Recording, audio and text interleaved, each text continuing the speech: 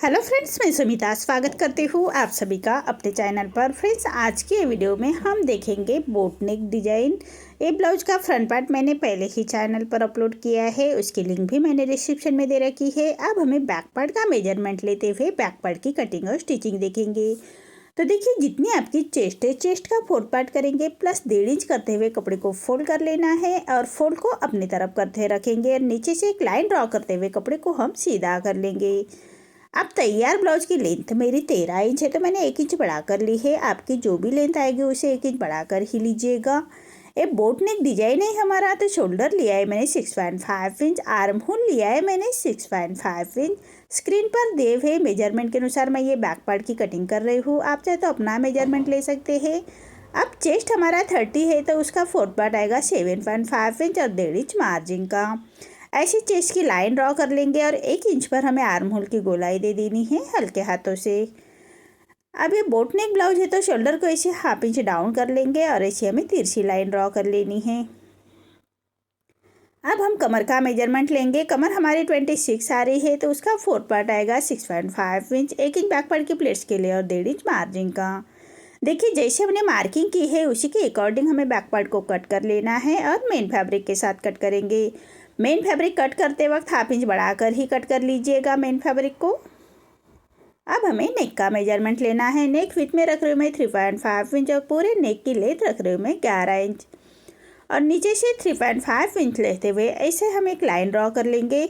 सबसे पहले ऊपर का नेक ड्रॉ कर लेना है। 3.5 इंच पर मैं लेंथ रख रही हूँ ऊपर के नेक की और विथ में लिया है मैंने 3.5 इंच।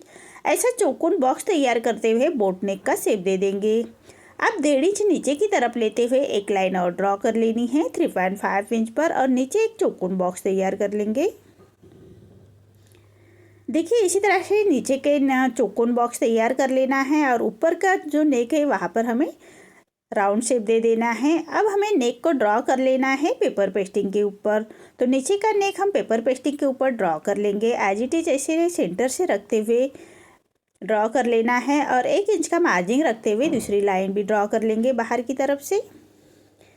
अब पेपर पेस्टिंग अच्छी तरह से बिठा लेना है और पूरे नेक को हम ऐसे कट कर लेंगे।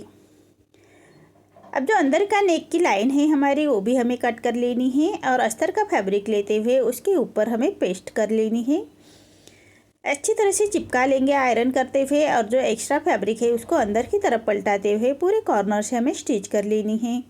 पेपर पेस्टिंग के कॉर्नर से ही हमें स्टिच कर लेनी है। जो फैब्रिक है हमारा अस्तर का उसको अंदर की तरफ पलटाते हुए ऐसे कॉर्नर से स्टिच कर लेंगे।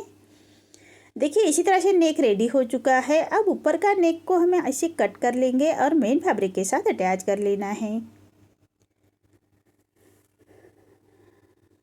मेन फैब्रिक पर हमें रॉन्ग साइड पर रखेंगे अस्तर का फैब्रिक और पूरे चारों साइड से हम उसको स्टिच कर लेंगे। हाथ से थोड़ा प्रेस करते जाइएगा और सिलाई करते जाइएगा ताकि अंदर की तरफ करिया क्रीज ना आए, इसका ध्यान रखें। अब जो एक्स्ट्रा हमारा मेन फैब्रिक आ रहा है उसको हमें अस्तर के फैब्रिक के बराबर से ही कट कर लेंगे। देखिए, इसी तरह से बैक पार्ट हमारा रेडी हो चुका है। अब इसका सेंटर मार्किंग करेंगे। देखिए, इसी तरह से और जो हमने नेक रेडी करके रखा है उसका भी सेंटर मार्किंग कर लेनी है और ऊपर से नेक से 1.5 इंच नीचे की तरफ लेते हुए ऐसे नेक को सेंटर से सेंटर मिलाते हुए अच्छी तरह से पिनअप करते हुए बिठा लेना है। देखिए, इसी तरह से बिठा लेंगे और जो पेपर पेस्टिंग का कॉर्नर है बराबर कॉर्नर से हमें स्टिच कर लेनी है पूरे राउंड में। देखिए, इसी तरह से पूरे राउंड में हम ऐसे स्टिच कर लेंगे।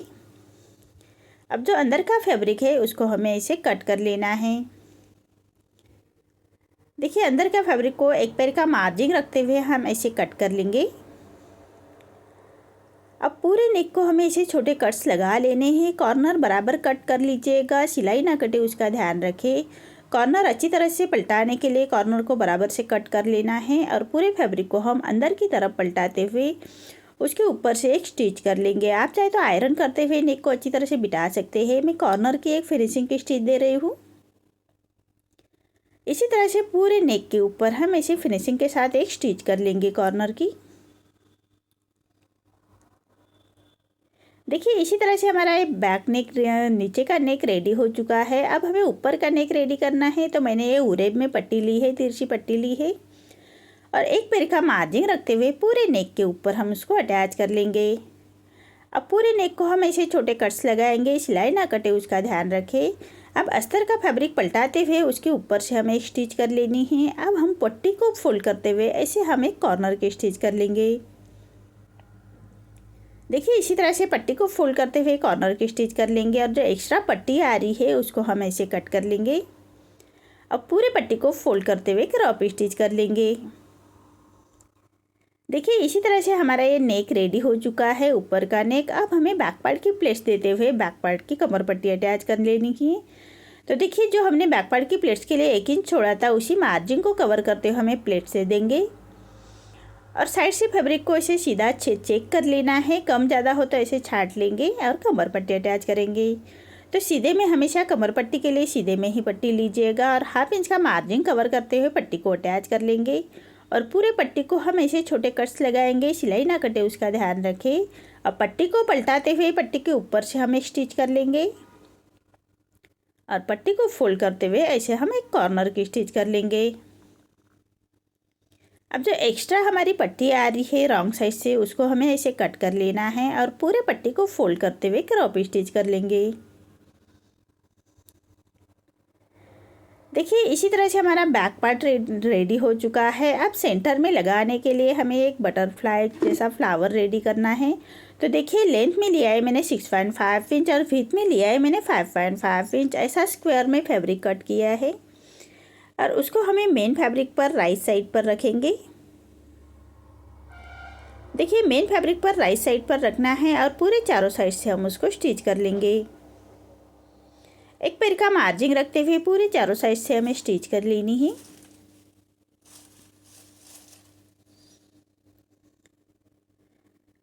देखिए इसी तरह से हमें स्टिच कर लेनी है चारों साइड से और जो एक्स्ट्रा फैब्रिक आ रहा है उसको हम ऐसे कट कर लेंगे। अब कॉर्नर को ऐसे छोटे कट्स लगा लेने हैं। अब सेंटर से हम अस्तर का फैब्रिक लिया है, सेंटर से हम उसको कट कर लेंगे और जो हमारा मेन फैब्रिक है उसको बाहर की तरफ हम ऐसे पलटा लेंगे। देखिए इसी तरह से बाहर की तरफ कर लेना है और कोई नोकीली चीज़ों से ऐसे कॉर्नर बाहर की तरफ कर लेंगे और उसके ऊपर से हमें आयरन करते हुए अच्छी तरह से फैब्रिक को बिठा लेना है। अब उसके सेंटर से बराबर से एक लाइन ड्रॉ कर लेंगे और सेंटर से हमें ऐसे प्लेट्स बना लेनी है। देखिए फैब्रिक की हम ऐसे प्लेट्स बनाएंगे। इसी तरह से हमें फैब्रिक की प्लेट्स बना लेनी है और मशीन से उसको स्टिच लगाएंगे। आप चाहे तो सुई धागे से उसको पक्का कर सकते हैं, मैं मशीन से ही पक्का कर रही हूँ। देखिए इसी तरह से हमें प्लेट्स लगा लेनी है। अब इसके नीचे लगाने के लिए रिबिन्स रेडी करेंगे। तो देखिए ये फैब्रिक लिया है मैंने लेंथ में 6 इंच और ऐसे रखा है मैंने, ऊपर का विड्थ में रखा है 3 इंच और नीचे विड्थ में रखा है मैंने 5 इंच। ऐसे 2 फैब्रिक हम ऐसे कट कर लेंगे और फैब्रिक को ऐसे पलटाते हुए नीचे से हमें स्टिच कर लेनी है। एक पैर का मार्जिन रखते हुए हम ऐसे स्टिच कर लेंगे। देखिए इसी तरह से दोनों रिबिन्स हमें ऐसे ही रेडी कर लेनी है।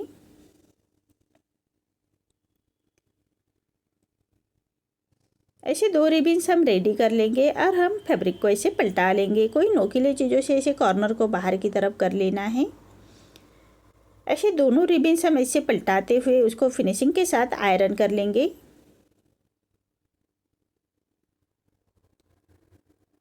देखिए इसी तरह से दोनों रिबिन्स मेरा रेडी हो चुकी है। अब इसके ऊपर हमें रखते हुए इसको बराबर से स्टिच कर लेंगे।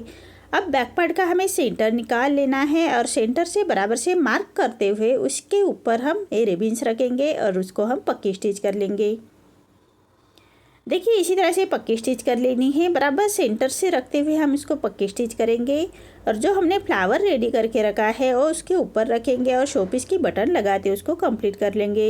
देखिए इसी तरह से मेरा ये डिज़ाइन रेडी हो चुका है। आपको मेरा ये डिज़ाइन कैसा लगा प्लीज़ कमेंट में बताइए। अगर आप चैनल पर पहली बार आए हैं तो लाइक शेयर ज़रूर करें और चैनल को सब्सक्राइब ज़रूर करें। धन्यवाद।